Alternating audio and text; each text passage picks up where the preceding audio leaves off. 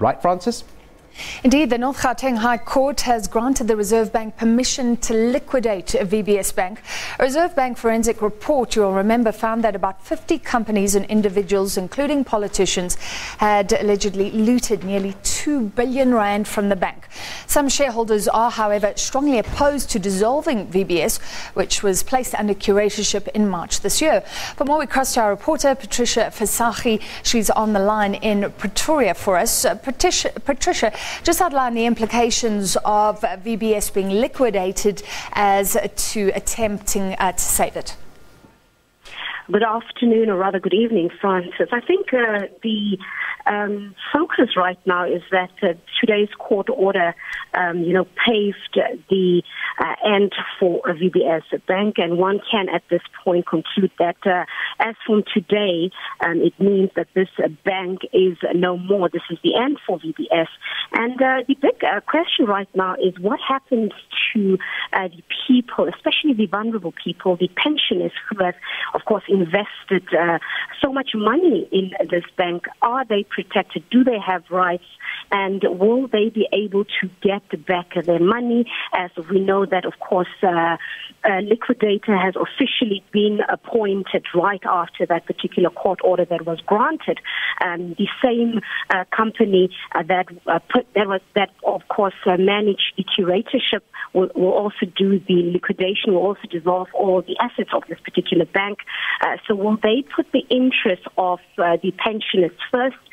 We did speak to another independent liquidator earlier, and that is Aviwe Ndiamaga from the Tshwane Trust Company. And he already, highlighted the discrepancy with the fact that the same company that handled the whole curatorship is now appointed as the liquidator. And he is saying that this is somewhat conflict of interest, and it might lead to further discrepancies, highlighting that this is a question of, who polices the police, saying that this is unusual. You don't easily see it, in particular in a situation where vulnerable people may have lost their money.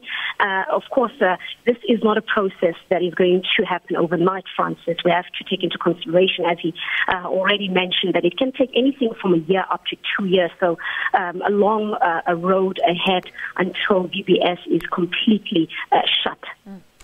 And liquidators basically decide what creditors will get what portion of their money back until the money runs out. So they determine the priorities. But there's been ongoing warnings, haven't there, Patricia, that there's not much money left after the poor, the very poor, were protected with those under 100,000 Rand deposits, maybe not much more. Exactly, and I think that is what the independent liquidator was actually focusing on when we spoke to him early, saying that there isn't much left in this bank already. So it would be interesting to actually see whether the curator would actually put the interest of the pensioners first before the creditors. Would he actually have that independence, and would he have that moral conscience to make sure that the most vulnerable will actually benefit from the money that would be retrieved from selling out the assets and so forth. So it's something that I think moving forward, perhaps for the next month, for the next year or 2 years, if be that one has to monitor very, very carefully.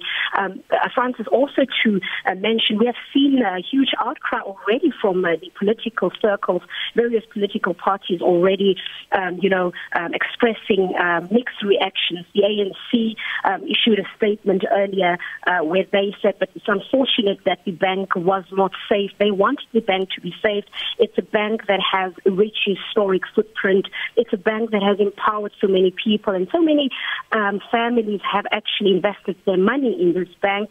But the DA, on the other hand, saying that they welcome the court's order to liquidate the bank. The DA, in the statement that they have sent to us, saying that this will actually prevent certain political parties, naming in particular the ANC and the EFF, saying that this prevent these particular parties from further looting and stealing money from the poor. Of course, that is what the DA is saying. It is not our message, or rather our point of view, but just mixed reactions. And then we've also spoken to the ACDP, we've spoken to the IFP, most of these political parties saying that now that the bank is going to be liquidated officially, we need to move on, and the focus should be to hold those responsible for this routine accountable. All right, thank you very much. That was our reporter Patricia Visagie, and people affected indeed. Bongani, you're looking at some more reaction.